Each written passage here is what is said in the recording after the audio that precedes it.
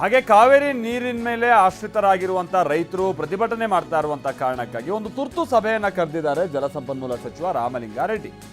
ಜಲಸಂಪನ್ಮೂಲ ಇಲಾಖೆ ಅಧಿಕಾರಿಗಳೊಂದಿಗೆ ಅವರು ಸಭೆಯನ್ನ ನಡೆಸೋರಿದ್ದಾರೆ. ಕೆಲವೇ ಕ್ಷಣಗಳಲ್ಲಿ ವಿಧಾನಸೌಧದಲ್ಲಿ ಮೀಟಿಂಗ್ ಶುರುವಾಗುತ್ತೆ. ಕಾವೇರಿ ವಿಚಾರವಾಗಿ ತೆಗೆದುಕೊಳ್ಬೇಕಾದಂತ ಕ್ರಮಗಳ ಕುರಿತಾಗಿ ಸಚಿವರು ಚರ್ಚೆ ಮಾಡೋರಿದ್ದಾರೆ ಅಂತೇಳಿ ತಿಳಿದು ಬರ್ತಾ ಇದೆ.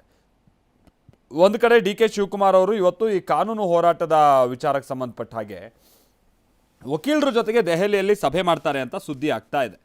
ಅದರ 11:30 ಸಂದರ್ಭದಲ್ಲಿ ಅಂಥೇಳಿ ತಿಳಿದು ಬರ್ತಾ ಇತ್ತು. ಬಟ್ ಈಗ ಈ ಸಂದರ್ಭದಲ್ಲಿ ಏನು ಅಪ್ಡೇಟ್ಸ್ ಅದಕ್ಕೆ ಸಂಬಂಧಪಟ್ಟ ಹಾಗೆ ಲಭ್ಯ ಆಗಿಲ್ಲ. ಬಹುಶಃ ಮೋಹನ್ ಕಾತರಕ್ಕೆ ಸೇರಿದ ಹಾಗೆ ಭಾಳಷ್ಟು ತಜ್ಞರ ಜೊತೆಗೆ ಅವ್ರು ಮಾತುಕತೆ ಮಾಡೋರು ಇದ್ದಾರೆ.